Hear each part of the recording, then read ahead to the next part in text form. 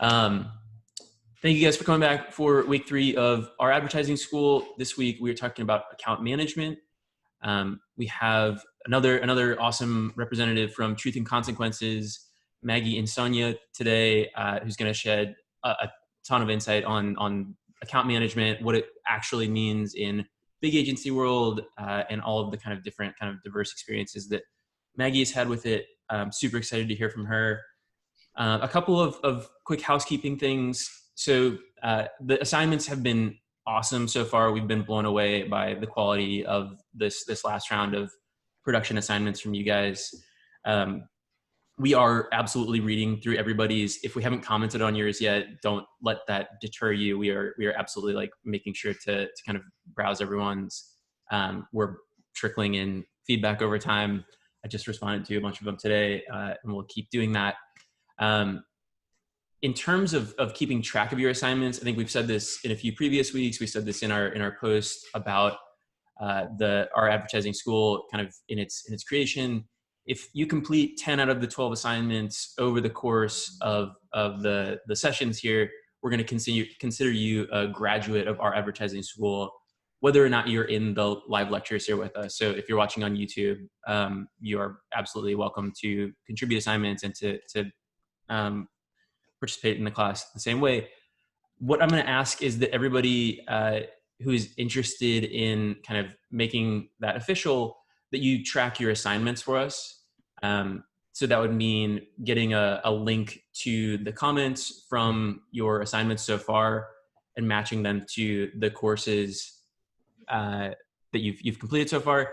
I will share a document, just like a simple spreadsheet that will allow you to just kind of input that data pretty easily. Just basically a link to the assignment you submitted and copy and paste the text from your post. The assignments from production, like I said, were absolutely awesome. Really high quality, really well researched, very thoughtful. One just like quick note for you guys, just in general, kind of as you think about writing in a business context, as it changes from education context. I think in education, we're often kind of rewarded or we're incentivized to give people some sense of what we personally think about a subject. When we're putting together something like this short list of production studios, that's meant to be a resource for our team, potentially for our client team, for the higher ups who are trying to make decisions about how to bring our ad to life. So whenever possible, try to kind of remove the first person from your editorial voice and think about this as a piece of writing or a set of information that is designed to help others within your team parse through a difficult decision more easily. And then lastly, last little housekeeping thing, Jim, also from Truth and Consequences, has posted in our advertising subreddit this awesome opportunity for an internship at Truth and Consequences for the summer. I think it's a paid position. I'm going to butcher the details, so I'm going to let Maggie kind of talk about like the what that entails and how awesome that opportunity is. But would definitely encourage you to check out the post in our advertising right now and apply if you are looking for opportunities. Yeah, so we are looking to bring on 3 interns. We're looking for an account management, a design, and a copywriting intern. We will be paying, it's $15 an hour. We're looking to have applicants in by the end of this week, knowing that it's already halfway through June. We want to get 3 people on board and started as soon as possible. We're based in Philly. You don't need to live in Philly. Just be aware of the working hours, given that we're on East Coast time. So if you're interested, you can send your resume and portfolio to inquiries@welcometruth.com and try to get those in within the next 2 days or so if you can, but definitely by the very end of the week.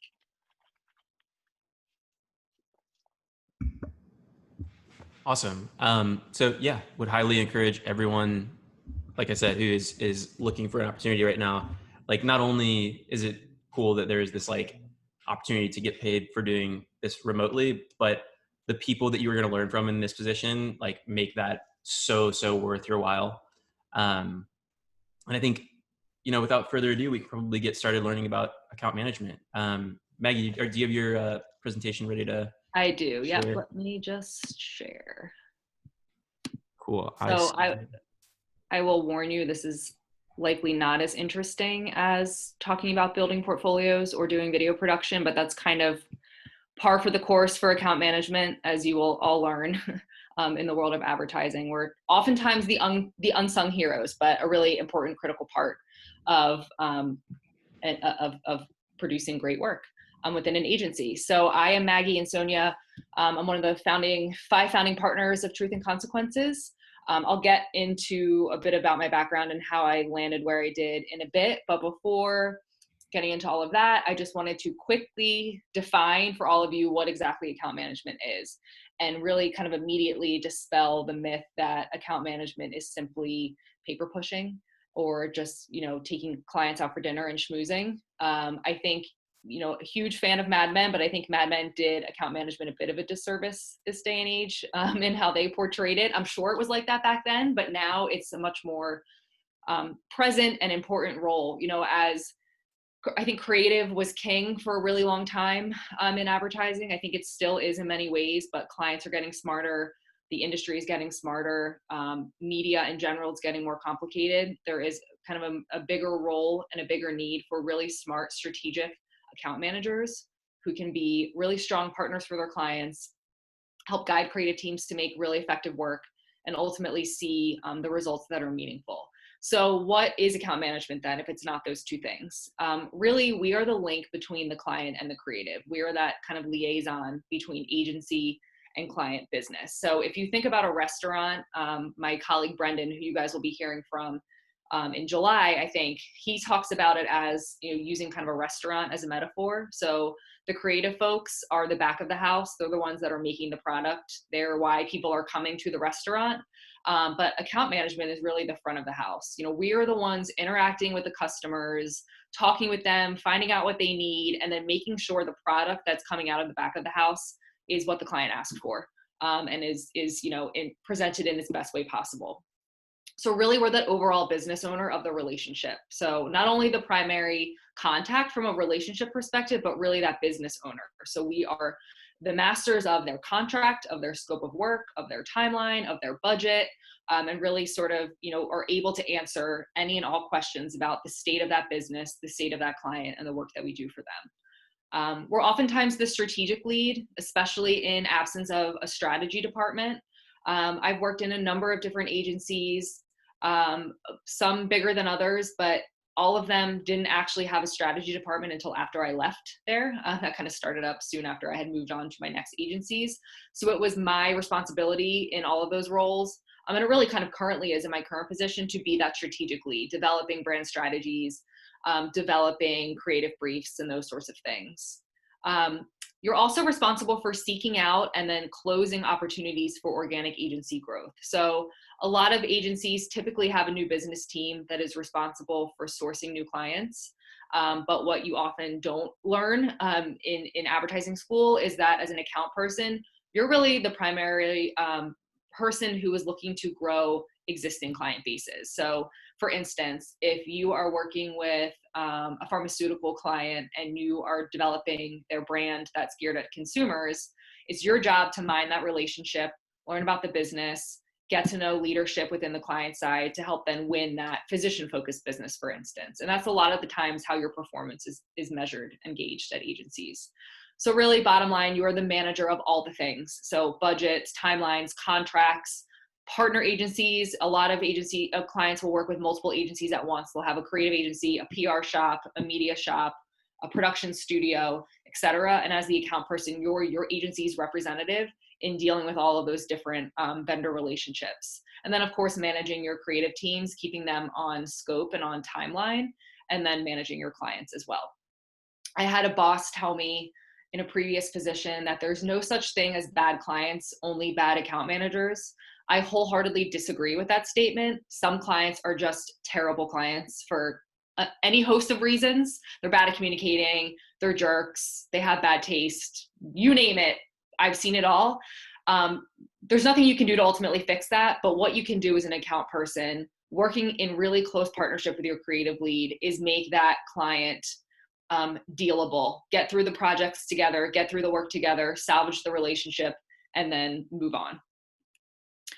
So a little bit about me. I just wanted to kind of walk you through my path to advertising account management, because I think one of the great things about account management, when you look within the broader context of advertising, is it's a profession that is not necessarily linear. So if you're a copywriter, if you're a video editor, if you're a designer, you have a pretty set path on where you see yourself going because you have a craft and a skill that you've honed. But with account management, there's lots of different ways that sort of the core competencies of account management, if you're good at those things, can take you. If you find out that account management is not really your thing, you can get into new business and sales. You can find out that you prefer the project management side of things versus the client relations side of things. You can become a strategist. You can go client side and be a brand director. There's lots of different ways that you can take this. So don't feel like you need to decide right now, what your 10-year plan is, because there can be a lot of twists and turns along the way as you experience it firsthand and learn more about agency life. So growing up, I was always a planner, super type A. My family would go on vacation every year. I would hand them out printed itineraries of how we were spending our 7 days together.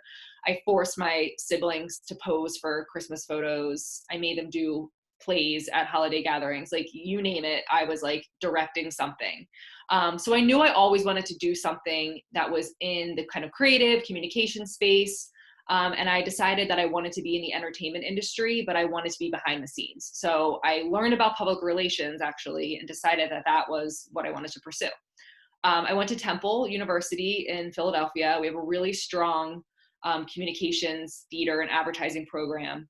At the time, this is back in 2002, journalism, advertising, and public relations were all combined into one college. They have since been separated into separate programs, but that was really great because I could focus in PR, but I could kind of dip my toe into media and journalism and advertising. Did a whole bunch of internships, everything from interning at Philly's most popular morning show to a summer internship program in Los Angeles, where I worked for a TV station and a film festival. No offense to you, Los Angelinos, but I decided after 3 months I absolutely did not want to move there, which was my plan after college. Came back to finish my last year at Temple and did a couple internships at some PR agencies. And that's really where I found my home. That's what felt most exciting to me because I could be creative, I could write, I could concept, I could use my brain, I could plan events, but I could also change what I was working on a daily basis. And I needed that variety to kind of stay interested. So that was sort of where I was headed. I graduated, I got my first job at a very small PR agency. I was one of 4 people there, but we had really big international travel clients. We had an international luxury cruise line. We had Berlitz Publishing, so some big name brands. And while it was an incredible experience for me as a fresh college grad to start out dealing with clients like that, 90% of my job was in media relations. So coming from college, I was writing press kits, I was concepting events, I was thinking of really fun, big ideas. And then when it came time to actually do the work, as an introvert, I don't want to spend 90% of my time on the phone hounding journalists and PR representatives and writers from publications. That was just not what I was good at, not what I was interested in.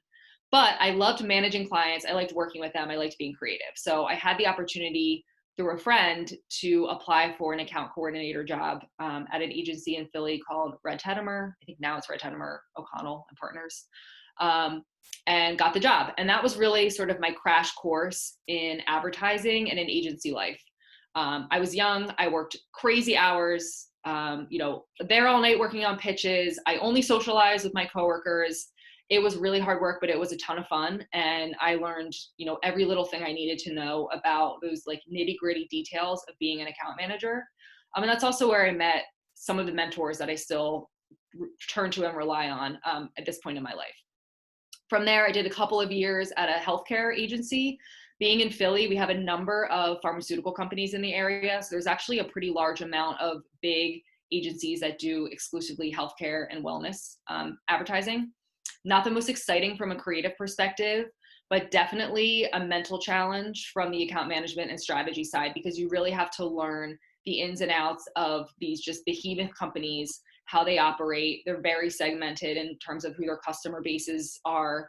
They have massive budgets. So you get to do some really fun, big productions, learn a ton about sales and product launches and all of these things. But I got bored real quick. So I went to my former agency, 160 over 90, was there for a couple of years, started our company's Florida office. So got a taste of what the startup life would be, but with some, budget and stability behind me to support it, which was a really great learning experience. But then, I got married, I wanted to have kids. And at the time that was just not possible to do all of those things at the same time sufficiently.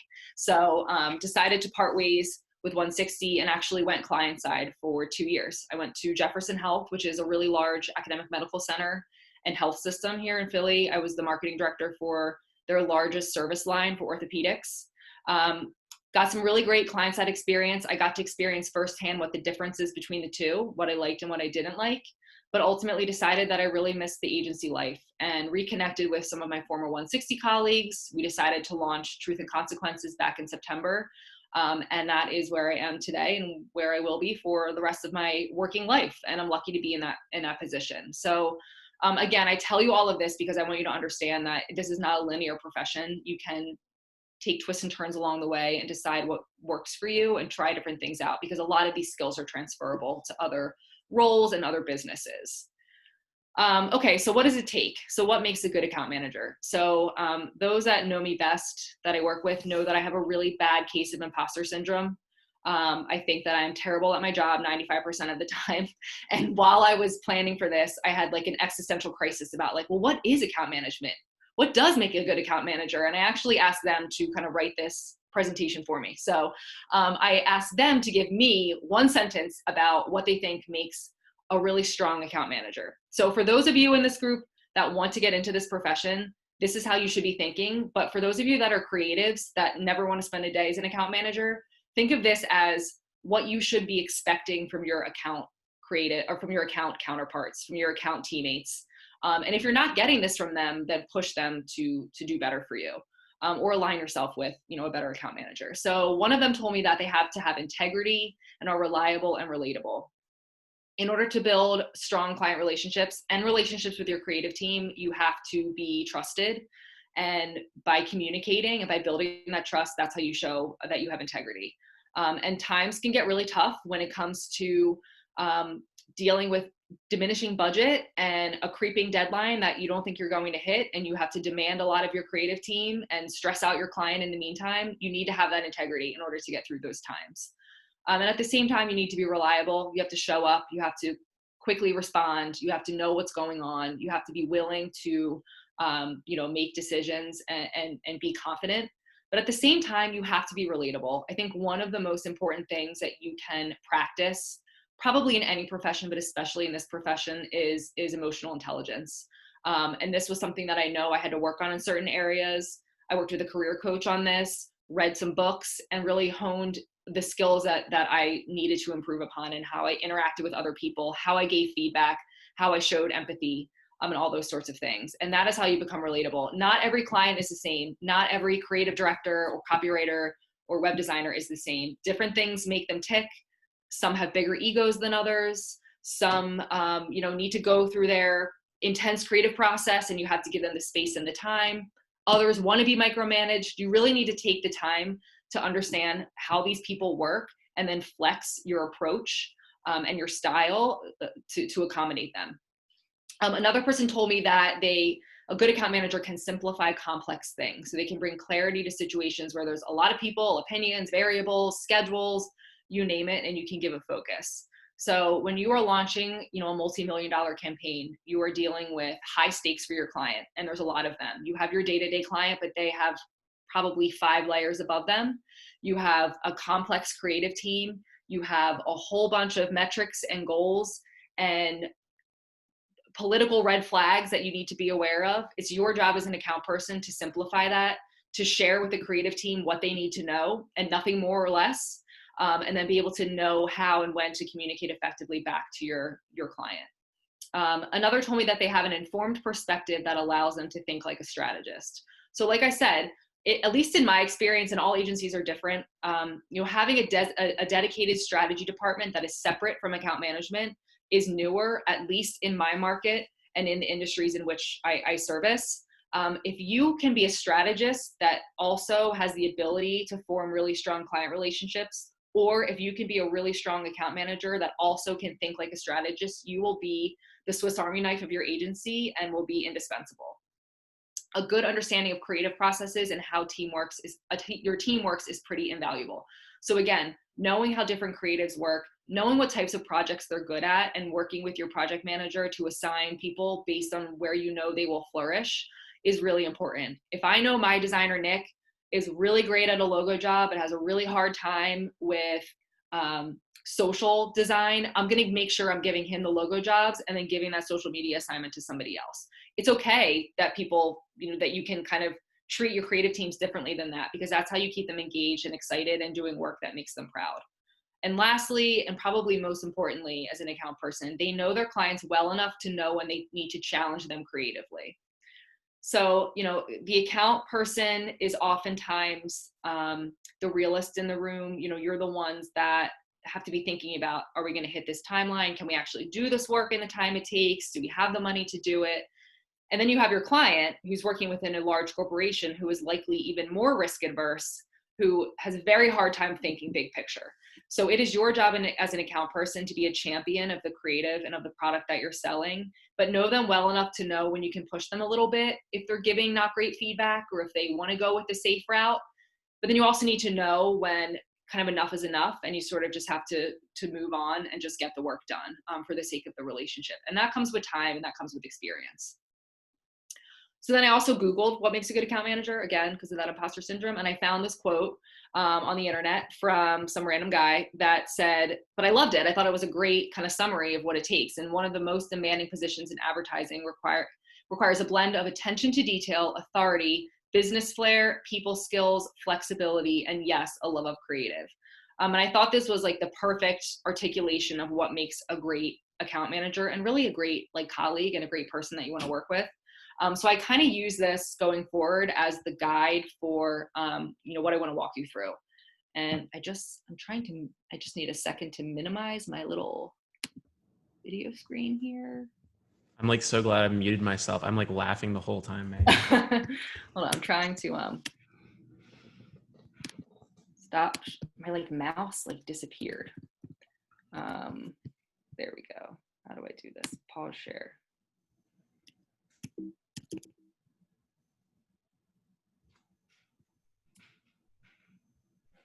Having a weird Is it me? Is it a permission thing? No, it's just I can't see my mouse anymore or escape out of full screen in order to minimize my little video box, but it's fine. I can manage. Let me go back to resume share. It's I'm on two monitors, but I'm not, if that makes sense. Yeah. Okay. We're live, folks. Now I can, there we go. Okay. So I want to just kind of click through these and talk a bit more about them in detail. So the first one is attention to detail. So to be a good account manager, you really have to be obsessed with detail and be comfortable being in the minutia, because you are going to be tracking budgets and tracking scopes and proofreading and, picking up on those client comments and kind of subtleties that could signal issues down the line or, some hot spots for them. You have to keep a whole bunch of people and a whole bunch of projects running on all different deadlines. So you have to be comfortable and willing and good at paying attention to all of those things, but you also have to be really strong at documenting these things. It is very important to put things in writing when you are in account management. Follow up in emails if you get off the phone, send contact reports if you have a big meeting, recap feedback that you get from your client over the phone into something more formal. There are many times when you need what we call a CYA email, a cover your ass email, and that is documentation that you and a client agreed to a scope change, a timeline change, the fact that you were going to ask for a little bit more money. Having that documentation on both sides is how you cover your ass, but also how you over communicate to your client to the point that they can never say they didn't know something was going on. Next is authority. So this one is tricky, especially when you are newer to this position and you are likely younger because you are newer to this position. you can be, a account manager who's 5 years out of college, and your client could be like a VP of marketing or a CEO or, a director or a president. And you have to kind of go toe to toe with these people and sell them through on why what you're presenting is really strong and really great and the right move for them when they've been in business, 3 times as long as you. So it is important to have confidence, but also not be too big for your britches and know what you don't know. I can think of as clear as day, some cringy moments I had when I was like a 23-year-old hotshot that I was laying down the hammer on some intense creative director because he was going to miss our deadline. And it was my job as the account person to go to him and put a little fire under his ass to keep him going, but it wasn't my place to be that aggressive. So you kind of, again, need to know, when is it appropriate to kind of flex that authority? How do you balance being confident and cocky in a way that can win over your internal team, but also impress your clients as well? And you need to be really confident in problem solving and in providing solutions and sometimes making decisions. Where I have seen account managers that I've worked with or for me fall down is they have paralysis by analysis. They are problem finders, but they never have any ideas on how to fix something. They just sort of shut down when they are faced with an issue and rely on everybody else to solve it for them. And then they also cannot make a decision because they are afraid of making the wrong decision and then coming back down on them. When you're an account person, sometimes you're kind of where the buck stops. The client could be on the fence about a direction and they're leaving it up to you guys to decide where to go. And your creative team may be stuck as the account person, as that business relationship owner. Sometimes it's up to you to make a final decision. And that can be on how you're allocating resources, how you're choosing a vendor partner to work with. You have to be comfortable and confident in making those decisions and taking some risk. And you also have to be okay with delivering less than great news. And that is probably the hardest part of this job. Not only do you have to sometimes give bad news to your creative team, they didn't pick the direction you were hoping for, their budget got cut, they're not moving forward with a product launch because it failed in testing.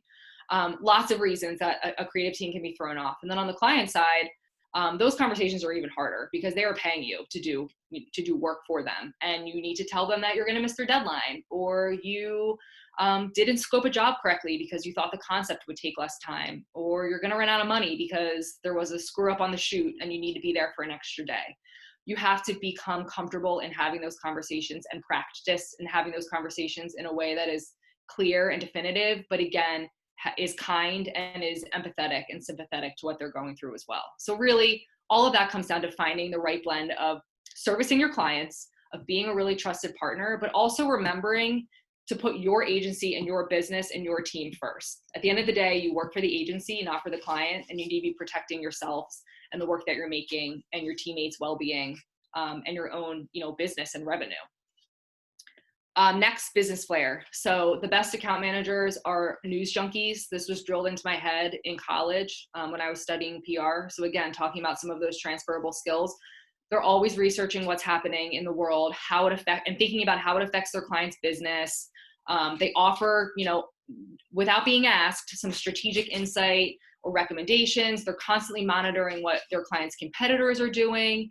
You're really kind of creating and positioning yourself to be an extension of your client and a true strategic partner and not simply a vendor. And that's how you make that amazing jump from hired vendor to strategic partner that I can't live without. And those are the best possible client relationships that you can have. And you need to also, so that's sort of the external business flair world, but you also need to understand the internal agency operations, because as the account person, you're likely going to need to know how your client contracts are structured.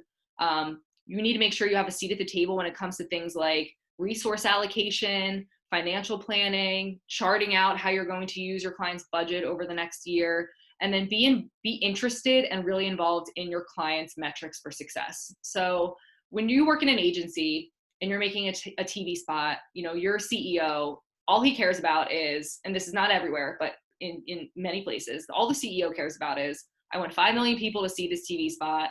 I want Adweek to write about how incredible and amazing it is. And I want, a famous person to retweet it.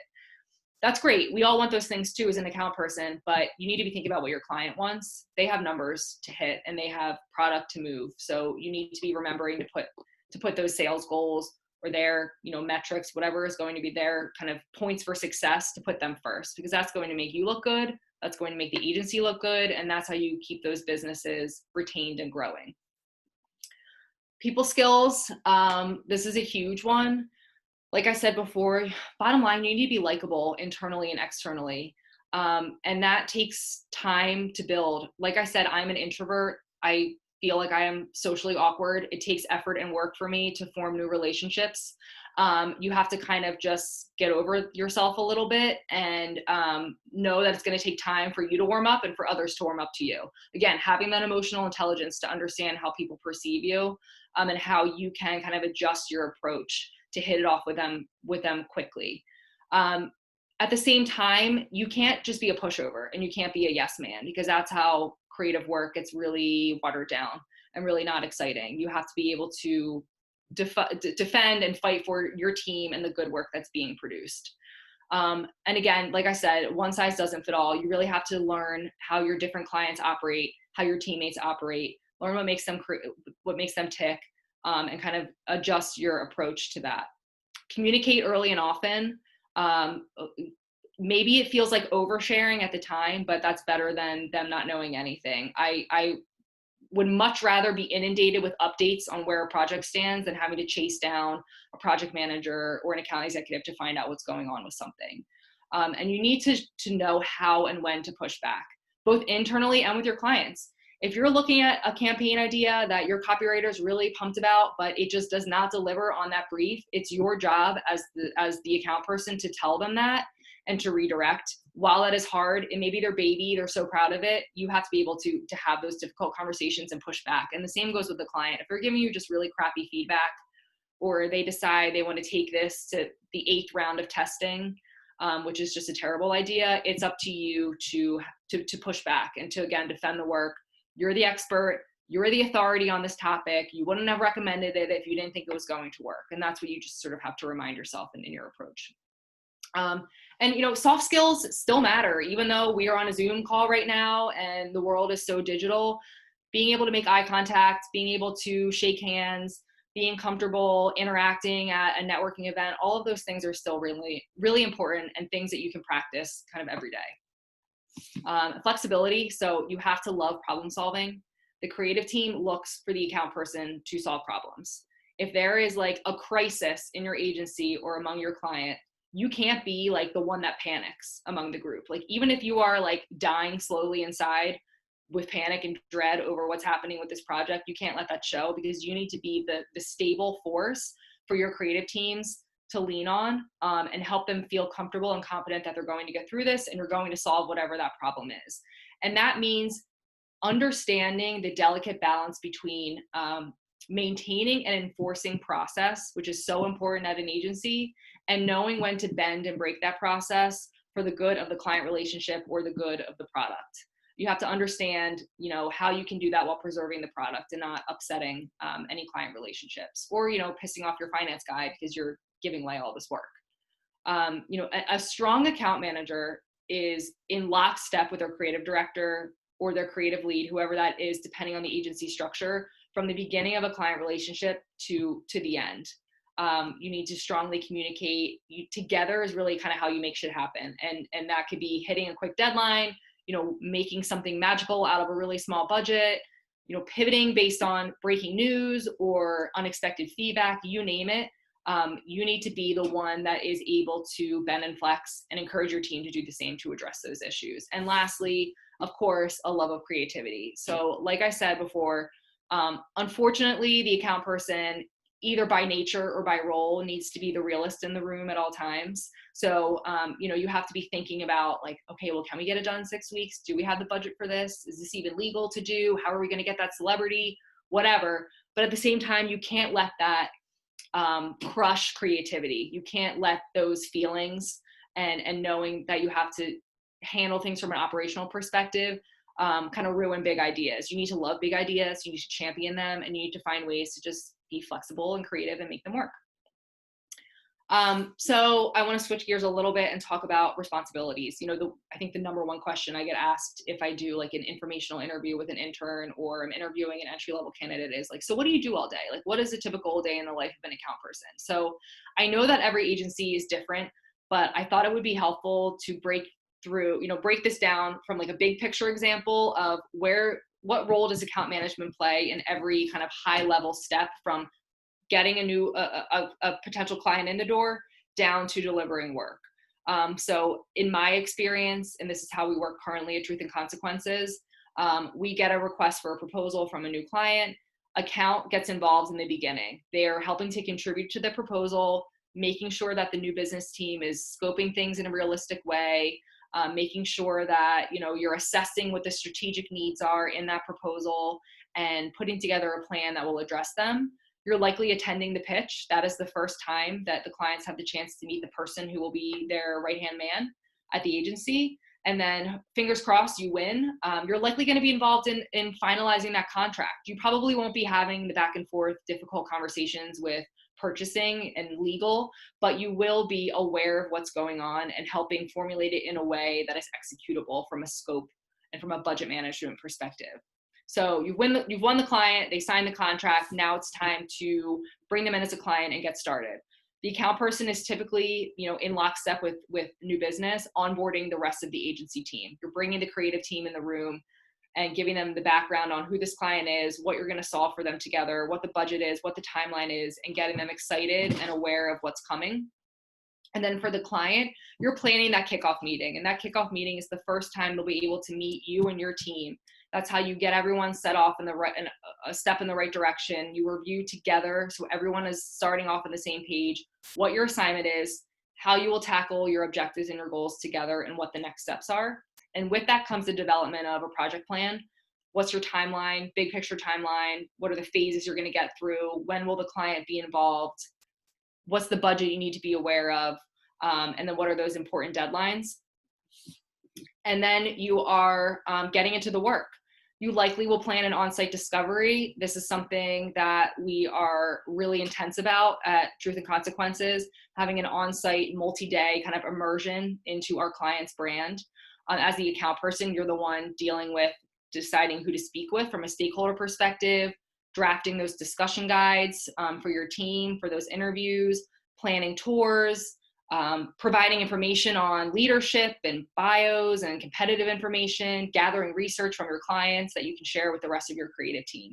And then when it comes time to develop that strategy, you may be writing the brand brief, or you may be working in tandem with a strategy team to develop that brand brief. And then you're also likely developing a marketing plan too. You have the brief, the creative is working on the product or the deliverable, but where's it going to live and how is it going to roll out? You're taking the charge on that step. Then it's into creative development. You're concepting a really amazing campaign. Your creative director, your designer, your writer, everybody's busy. They're bringing you in for check-ins along the way. You kind of need to give them their space and let them hammer out their own creative process and feedback before you get involved. But make sure you have a seat at the table too, early and often, because you are responsible for pressure testing that creative against the brief. It's your job to make sure you're delivering work that's going to hit on the client's objectives and the goals that ties back to that positioning statement or that big idea or that key message that you established in the brief phase. And then you're assisting in presenting creative. You're helping your creative team sell through that idea and then managing your clients as they give you feedback and pushing for approval. And then it's off to the races in your building work. And the account person here is typically overseeing and developing those project plans. They're managing the different partner agencies. And most importantly, they're communicating every step of the way, both internally to their creative teams, along with their clients. A day in the life example, I just took a screenshot of a busy day that I had last week so you can get a feel for what a typical day may look like. Every day is different, which is great. But this was a day that was a great mix of like internal and external facing work. We had a team status. We do this every Monday or every day of the week, depending on how busy we are. It's just a quick, like 15-minute stand-up meeting. The account team's running that meeting.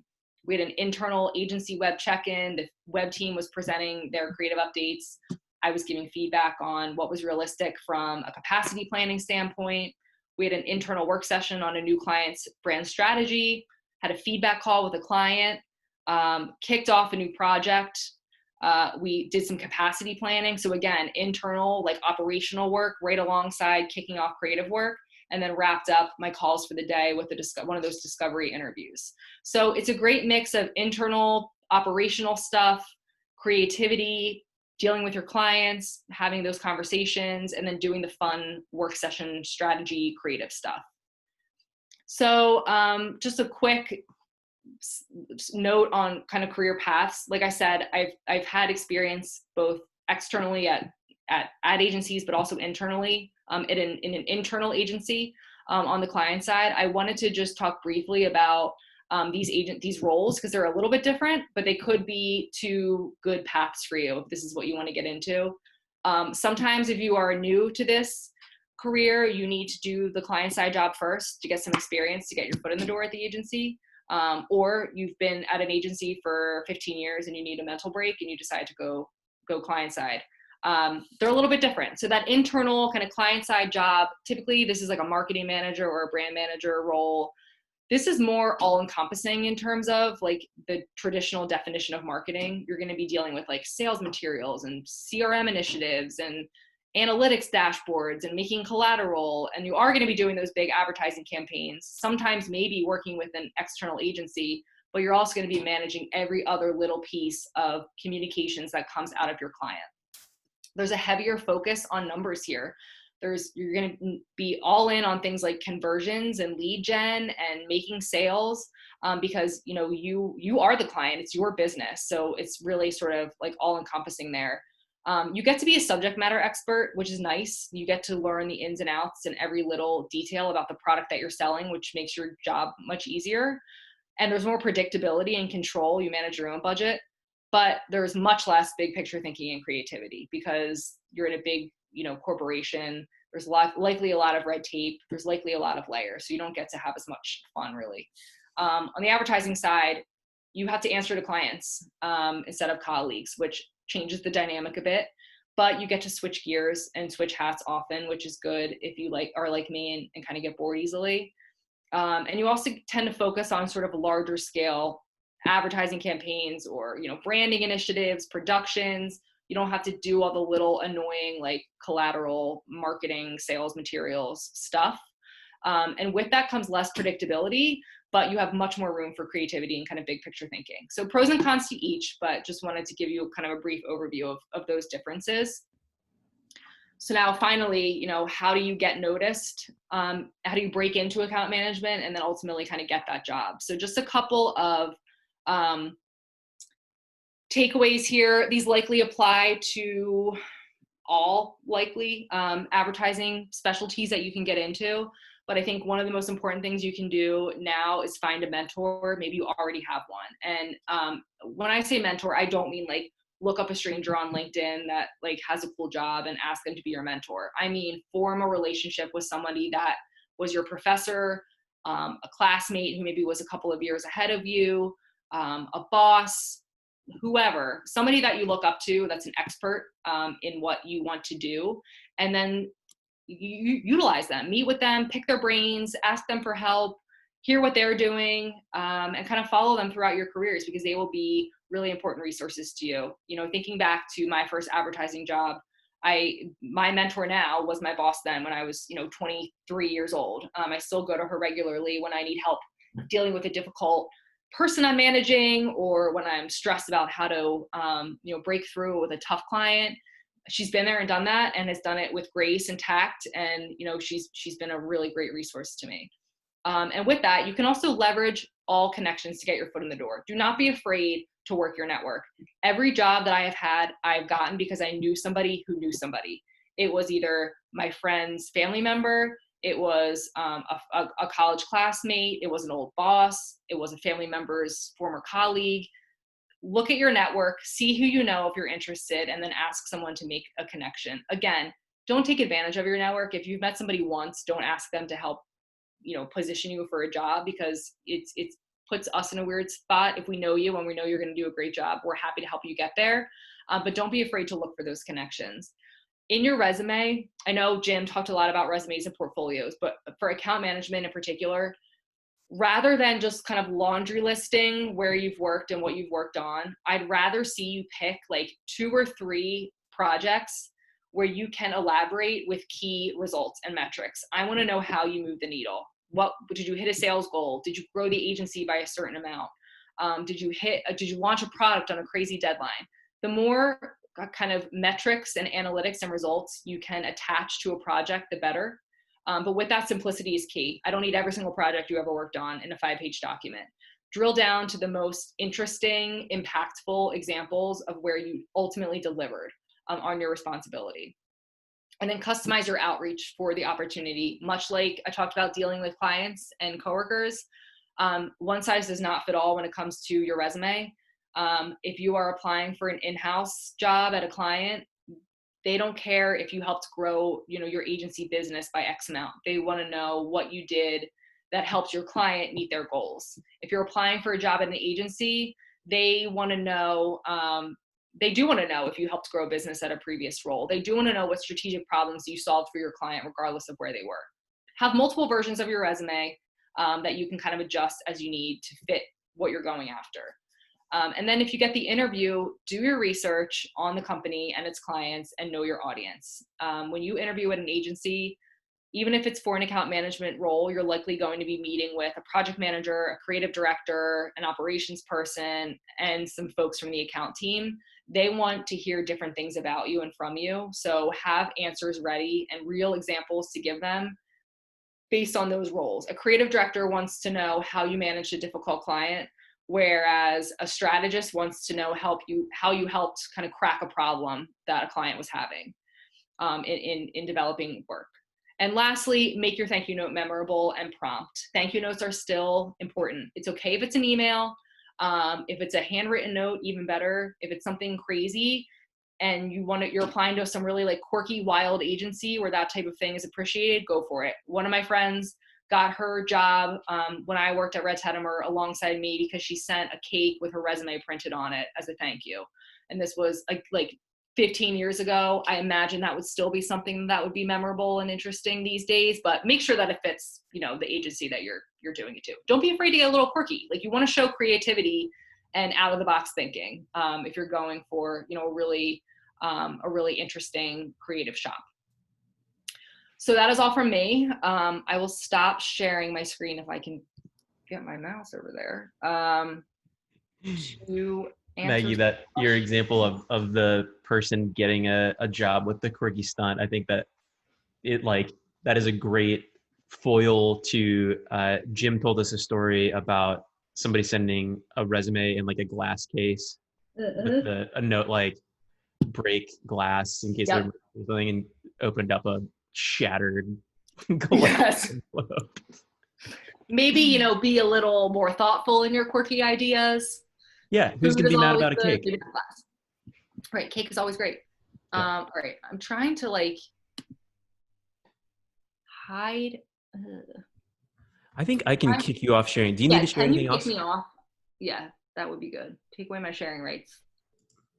Because I can't. Oh no, now it wants me to share. I don't want to share. I just want to take it away from you. What if you shared? Maybe that would just. But I've got all this embarrassing stuff going on. I don't know how to. I've never had this happen, and I can't even escape. You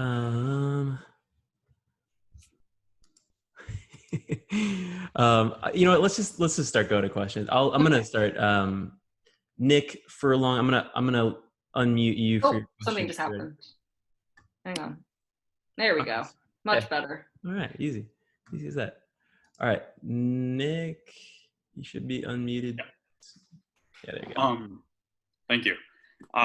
So my question is, it seems like account management kind of has a lot of really interesting juxtaposition in a lot of ways, especially considering that it seems like you're kind of the representative of the agency to the client, but then also representative of the client to the agency.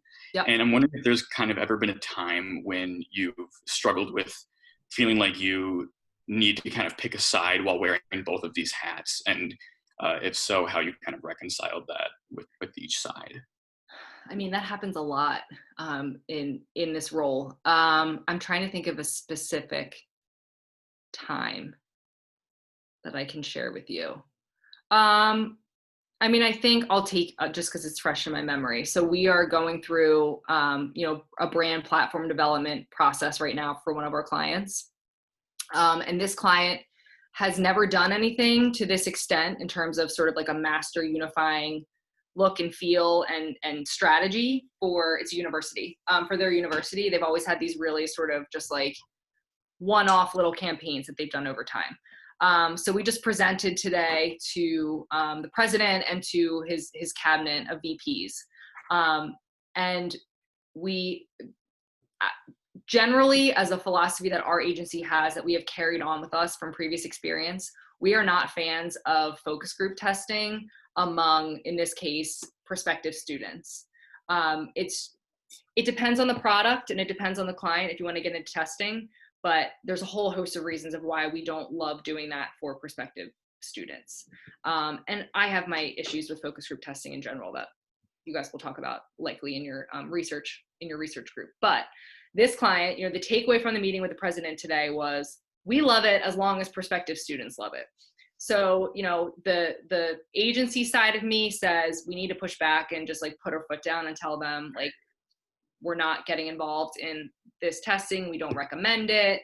You need to decide today if this is right for you. And that's, what like Jim you met with would say, like, we gotta stay on process. We have to keep this moving forward. But knowing how risk adverse this client is, knowing the issues that they are facing because of COVID-19 and the huge leap it is for them to even consider doing this sort of master brand approach. This is one case where I'm going to kind of fall on the client side and say, you know what, let's just let them, like they're going to manage this internally with a group of accepted students. They can pull their own focus group together. We're going to give them some guidance on how to frame it up so we're getting constructive feedback, and we just need to let it happen because we have to move on. So it's that level of understanding your clients and your agency team well enough to know where you want to fall on the sword or not for them. There's been other cases where, a client is pushing hard for, a crazy timeline, or they're pushing hard for like, you show them two different concepts and they just want to mix the two together. And why can't you just do that? That is where you have to be on the agency side. And that will feel natural to say, like, I hear you, I respect you. We are the experts. You hired us to bring you solid work. This is what we're recommending. Here's why we're recommending it. A reminder that you hired us because you couldn't do this internally. So, we'll take the risk here. And if it doesn't work out, you can blame us. And you just have to know your team and your client well enough to have those types of conversations. Do you think there's a lot of, has there been like difficulty in like the first example when you were talking about like the focus group kind of thing? Is there difficulty kind of breaking the news to your team at the agency that you think there should be kind of like a conceding to the client there? Yeah, I mean, I think it's less about framing it as conceding to the client as, this is what we need to do for this particular client to keep this moving, to get this live. And we are going to make sure that there are guardrails and caveats in place by being involved and by being present in this focus group to make sure it goes where we want it to go. And having that conversation with them, being honest with the team, as soon as you get off the phone with the client, calling them and saying, hey guys, you're not going to love this. Here's why I think we need to do it. Are you comfortable with it? Let's tell everybody else. And then being able to deliver those types of messages with your creative partner, with your creative director, in this case, makes it a lot easier, because that is who, your agency team and your creative team is really looking up to. So if they're with you, then it's harder to kind of push back on. Interesting dynamic. Thank you. Yes. Yep. I'm gonna there's a few questions in the chat. So I think there was one at the beginning, and I think it was from Olivia. Correct me if I'm wrong. It's how do you deal with difficult clients? I mean, that's probably the biggest question of them all. Yes. How do I deal with difficult clients? That is a very big question. You have to really, it's while it can be very frustrating and easy to immediately go to what's easiest, which could be getting mad, being aggressive, caving in, saying yes, just to like get past it. You really need to take the time and go through the pain and the frustration of understanding what makes them difficult and how you can make them manageable to work with. And that takes a lot of interaction, a lot of face time, a lot of conversations. You cannot simply survive a difficult client relationship via email. You need to be picking up the phone. You need to be going to visit them. You need to be asking them out for lunch, getting to know them at a slightly more personal level to understand what makes them tick and why they are difficult. And then using those insights and tools in how you approach them and how you deal with them. And, you know, sometimes like they're just tough. Like sometimes you just have a really bad client and every day working with them is painful because they don't respect you and they have bad taste and they're just not nice. And it's a painful time that you are their agency, but that's how you learn and grow, and they won't be your client forever. And you'll have learned a lot and hopefully have walked away with, you know, some work you can put in your portfolio. And it is what it is. So not every relationship is going to be perfect. And if you go into this position thinking that it will be, and that, you know, well, everyone likes me and I'm a likable person and like, you know, I can win anybody over. Sometimes you just can't, and you just have to accept that that's sort of the nature of the business.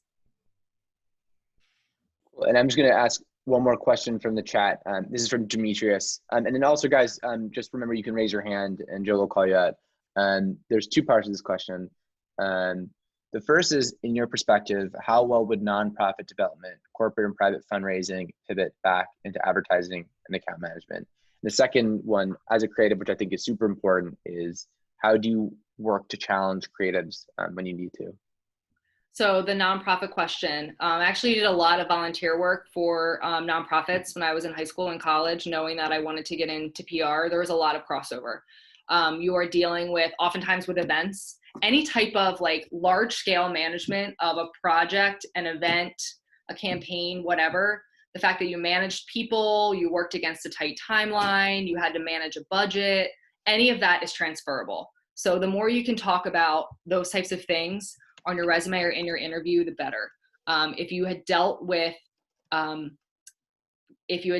donors, you know, that's the same as dealing with a customer or dealing with a client. If you had any type of relationship management, internally or externally, that's going to translate really well. Those are the types of things we're looking for. Can you manage a lot of details? Can you remember that from back one of those early slides, can you take a lot of complex information and distill it down into an executable, understandable way? You can take that from any type of job, really. But there's certainly a clear translation back from kind of the nonprofit world into account management if you rely heavily on those skills. And then what was the second? Oh, how do you push back on creative? Typically, if I see something that rings the alarm bells, I will talk with the creative director first. So if there's a copywriter and a design team that come, you know, to a meeting with a presentation to get our feedback and it's just not hitting the mark, I will share my general feedback in the meeting, but in a nice way. You never ever want to call somebody out in a meeting in front of their colleagues. You can find a tactful way to tell them, like, this is working well. I need to think about X, Y, and Z. And then you go and have a follow-up conversation with the creative director, the creative lead, and say, hey, I'm concerned. Here are my issues. Can you help? Am I off base here? What do you think? You know, you're the authority in this. Can you help get them back on course? And kind of put it on them as that design or that writer's boss to kind of course correct. But like I said, you know, there were times when I was younger and I sort of just like came in hot because I needed to like be an authority and was like super aggressive to a creative director. Some of them like that, and you know, that's how they work well. They want to have that healthy friction. Others don't. So you really, again, need to take the time to get to know your team. They may be intimidating. They may be more experienced than you. Spend the time learning and understanding why they operate like they do, and then figure out a tactful way to address them and approach them. That makes a ton of sense to me. I'm going to unmute Jillian. Ready for your question? Hey, so a while ago, I watched an interview with Adam Morgan, who's like the executive creative director at Adobe, and he mentioned the importance of talking khaki, which from what I took is like knowing how to translate these creative terms and jargon and ideas to your client in a sense where they would understand it because they're more like business oriented and not as much like creative oriented. So my question is, what sort of obstacles have you run into in the past when you needed to translate a vision for your client? That's a great question. Throwing the hardball at you, Maggie. Yeah, no, I mean, I think, you know, there's some clients that really, you know, we just had a presentation for like a logo, like inspiration presentation for a client like a week ago. And she's the type that she's like super artsy. She's very into like fashion and design and art. Like she got exactly what this designer was talking about when he was going through like his mood board of typography and these textural things in his photography style. There's other clients that they're like, what are you saying? Like, what are these jargony marketing words that you're saying?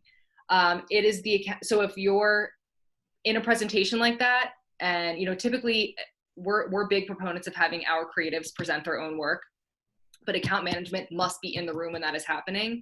And you also must be prepping ahead of time. So if you know that your client, whoever, Susan, is, you know, has no business being in her role, but got there, you know, by default, and she's not going to understand what a mood board is, or, you know, what an inspiration is, or what typography means. It's your job to prepare your designer in those preps leading up to the meeting to not put on his designer hat in that meeting and basically like dumb it down as much as possible. Rehearse with them, prepare your team to go into a meeting knowing what they're going to get into. Brief them on, this is who the client is, this is the type of stuff he loves, he's probably going to give you this sort of feedback, he's going to be like looking out for you to mess up on X, Y, and Z, and have them feel fully comfortable and prepared going to that meeting so they present in a way that is appropriate for that client.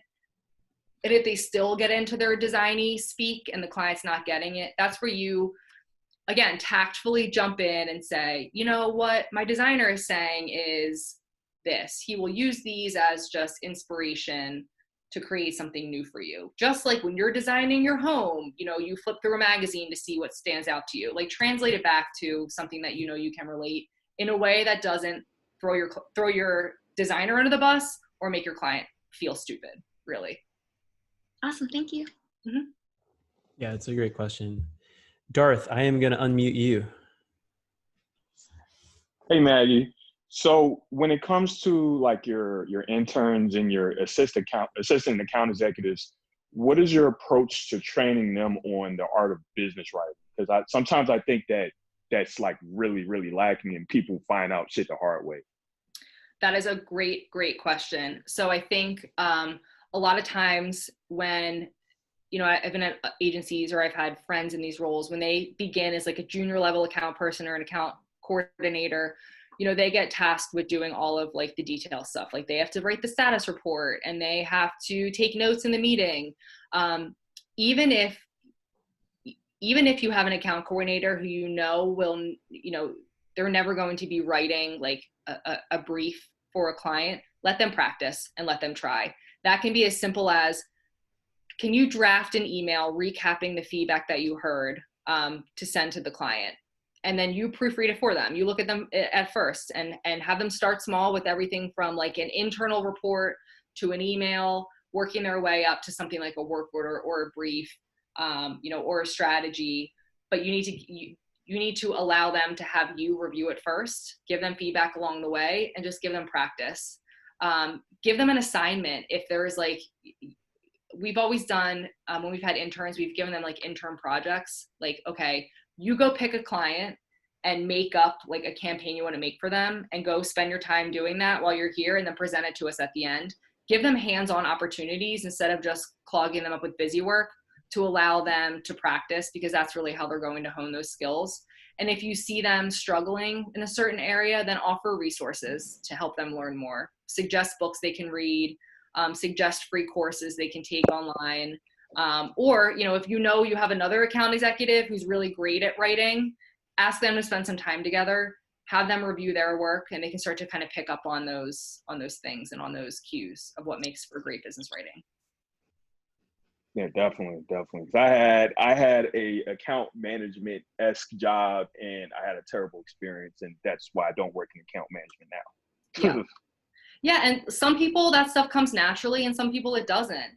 And it's just a matter of taking the time to if you're the one that has to hone the skill, give yourself the time and the grace to learn it. And if you're the one that's training somebody, give them the room to practice. Because the longer you avoid assigning something they're not great at, the longer they go not actually being able to improve it and to fix it. Definitely. Thank you. Mm-hmm. Any in particular books that you like recommending, Maggie? Sure. Emotional Intelligence 2.0 and Crucial Conversations. 2 really good books about having difficult conversations, having challenging conversations, giving good feedback, working on that relatability, that likability, those things that make you kind of a trusted and reliable partner. We will include those in the recap post, so you guys have those. Let's see, Brandon, I am going to unmute you. Ready for your question? Yeah. Hi. So this question is specifically for creative. So when you guys bring on like a junior writer or art director, do you think it's better for that creative to adapt kind of to what that creative director likes and their personal style, or for that creative to bring their own perspective into the work? Because I've heard it both ways, where it's like, oh, your job is to take on the voice of the client and the brand. But then I've also heard it as like, oh, like the juniors are supposed to, bring it, supposed to be different for that reason, where it's like, they're bringing like somewhat of a spark, Yeah, I mean, you're being hired for a reason. There was something about your style, either as a writer or a designer, that stood out to a creative team that is bringing something to the agency and to the client that they don't already have and that we don't already have. I think the key to being a great copywriter is finding the right balance between that being authentic, sounding like it's coming from the voice of your client, but in a way that just has like that little extra something special to it. And that is where your own personal style comes in. And a good account manager, working with their creative director partner and their, resource planner or their project planner will assign the right person for the job. If we know that you are, my old agency, we worked with a writer who was like super funny, really into sports, was really into pop culture. So if we had a client that liked that style, they liked humor, they liked wittiness, they liked stuff that was a little, a little off kilter, at times a little inappropriate, they had an appetite for that, like we're putting him on that project. If we had like, a very serious, conservative client, we had a really like, stuffy business or university or something, we weren't putting him anywhere near that. It's up to the rest of the agency to know where they will do the best, what makes them work, what inspires them, and then assigning them the work that brings out the best in them. But at the end of the day, you have to sound authentic. Like any successful campaign sounds authentic to the client that it's advertising. And that goes all the way down to the creative brief and the positioning statement that you wrote for them. But it's our job as an agency to make it stand out and to bring it that flair and that spark. Mm-hmm. And then can I ask a follow-up question? Sure. Well, it's actually not a follow-up to this question. It's a separate question. But so when it comes to creative briefing, there have been times where I've been, kind of like skeptical of like the brief or the insight that they're using and stuff. And, I was an intern at the time, so I was just like, I'm just glad to be here. I'll run with it. But if you really do believe that there is, I guess, like something worth bringing up in terms of like the brief where it's like, oh, like, but what about thinking about it like this way? Is that appropriate for like a junior to bring up? So if your agency process is working sufficiently, the creative director would have already seen and signed off on that brief before you were brought onto it. So in my case, like if I'm kicking off, we kicked off, like you saw on my agenda, we were kicking off like a web job. Brendan, my creative director partner, like I would have had him sign off on the brief prior to bringing it into that meeting. So he would have raised any of those flags. And if he did, we would have worked through them together. If he didn't, then that's a conversation that would be more appropriate for you to have outside of that meeting with your creative director versus in that conversation. Of course, feedback and fresh insight is always great to hear. You just have to kind of know the time and the place and the chain of people to bring it up to. But a good account person will make sure that the creative lead is on board with whatever brief they're about to bring to a team prior to bringing it to the team. Oh, okay. Awesome. Cool. Thank you. Yep. I feel like your message, Maggie, of emotional intelligence is like it's especially important in a moment like that, right? Because it's Absolutely. like there is a time, you know, as a junior employee, I was very much the annoying voice in the room saying like, I think something different. And there are times where that's like the right time to do it. And there's times when it's the wrong time to do it. And like big meetings in front of multiple teams and and client meetings are not the right time to do it generally. Yep. Yeah. And you learn that through, you know, it's trial and error. That's just a lot of like learning how to be like a professional adult and dealing with people that see things differently than you. Especially when you're in a creative agency where there are a lot of really smart, creative, interesting people, but with that oftentimes comes a lot of egos, and that's just sort of like the nature of the business, and that's what keeps it interesting, and that's what keeps it great, but it can be challenging at times. Yeah, 100%. Kevin, I am gonna unmute you for your question. Hey, thanks. Can you hear me?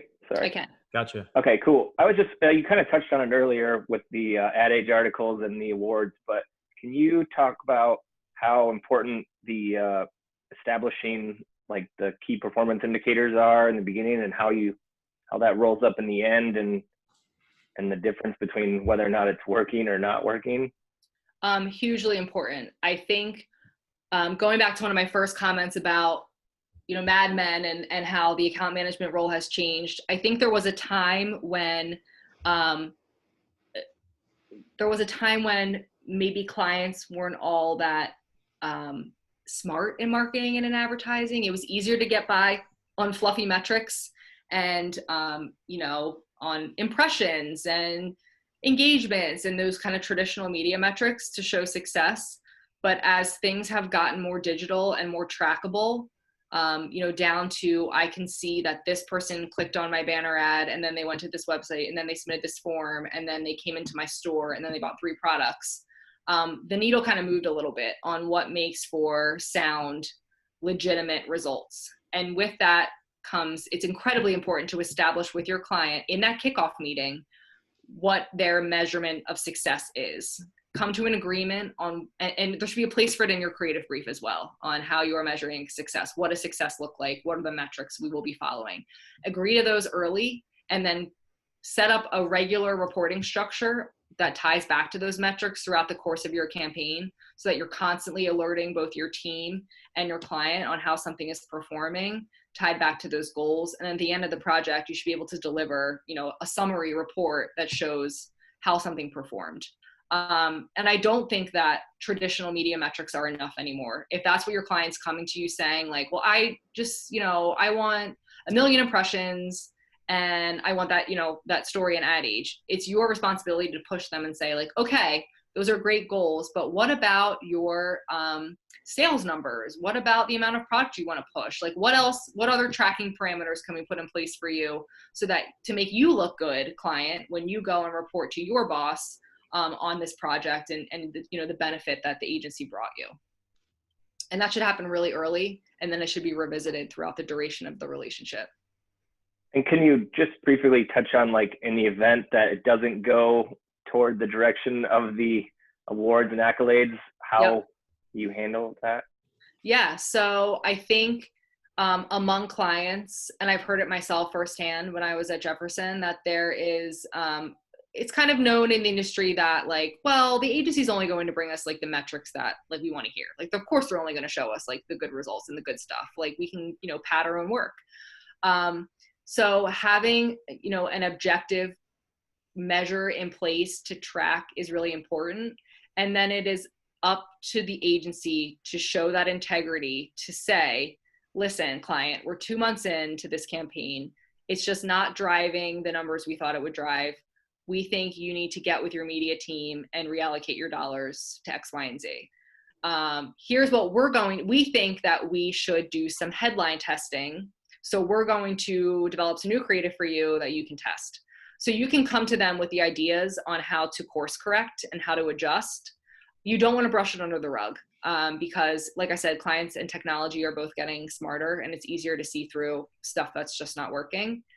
And I mean, advertising is so subjective. Creativity is so subjective that, you know, at the end of the day, not everyone's going to love something you make. So I'm more concerned about, and a good account person and a good client is going to be more concerned about like the hard numbers and the results than they are about what Facebook comments say. So it's just about keeping them focused on, you know, eyes on the prize, on the stuff that matters, and then working with your team, with your agency partners, and with your clients to adjust as needed to kind of salvage and hit those numbers. And if a campaign doesn't work and, you know, it runs for 3 months and you had plans to rerun it again and it just didn't work, then you have to come back to them and say, listen, we have to take this in another direction. You know, and here's what that is. It's up to you to make that call on when you think it's appropriate to kind of readjust. Yeah, I think that was one of your criteria of a great account manager, right? Like integrity, right? Yep. That's a great question, Kevin. We have one more. Adetunji, I'm gonna unmute you,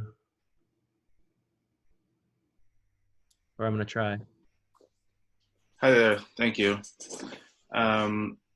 My question for you, Maggie, is you explained that as part of the account management role, you would be the strategic lead.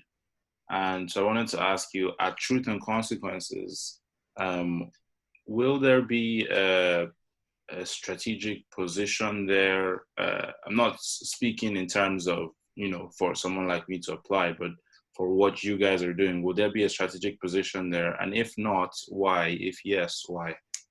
Thank you. I think long-term, our hope is to build out a strategy team of sorts.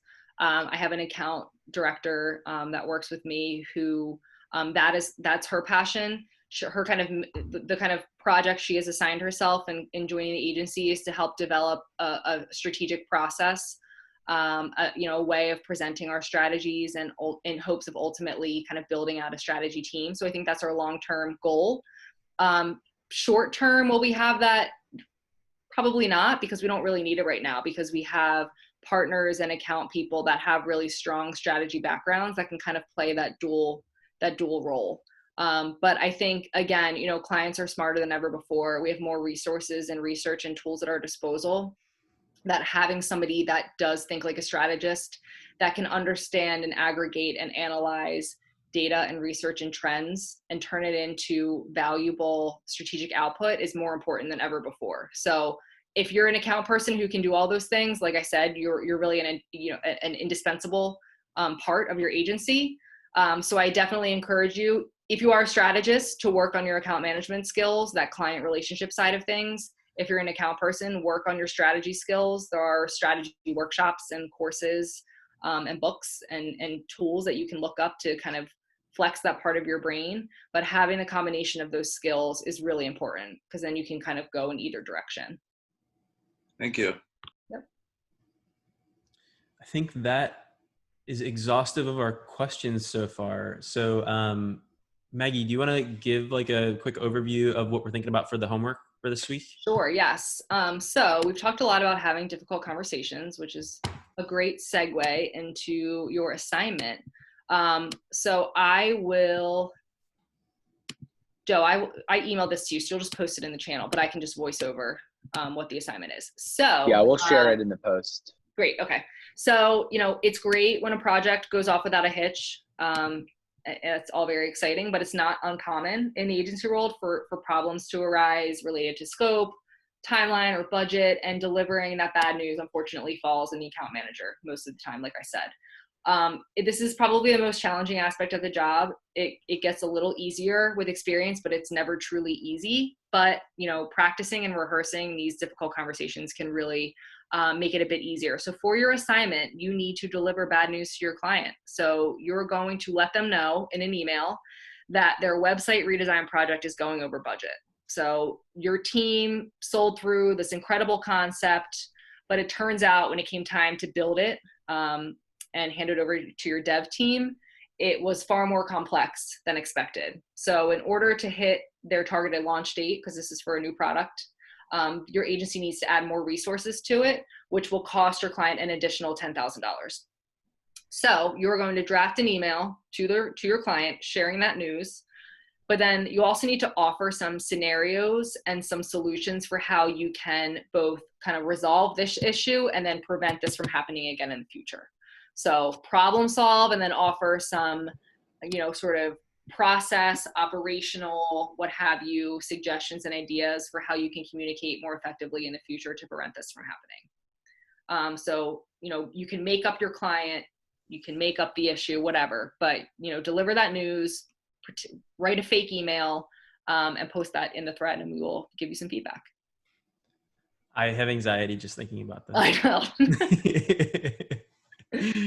Well, this has been super informative. Maggie, thank you so much for sharing all of your experience with us. I think more than any other role that in any agency that I've worked with, great account folks have been the ones to save great creative ideas more than any other discipline. And I think, what Maggie has shown us today is how undervalued in a casual conversation the discipline can be. It's so complex. It really takes a multidisciplinary, talented person to do it well. So with that, I think, unless Maggie, you have any parting wisdom for us? No, just a reminder, you can find us on social if you want to learn a little bit more about our intern program. Look us up on Instagram for a fun little video we made on Zoom, and then submit your resumes if you are interested. And that's Truth and Consequences on Twitter? On Instagram, we are truth.consequences. Got it. Truth.consequences. We'll include a link to that in the recap post as well. Yes. Yep. Well, Awesome. thank you, everyone. Cool. Thanks, guys. Thanks. Bye. Bye, everybody.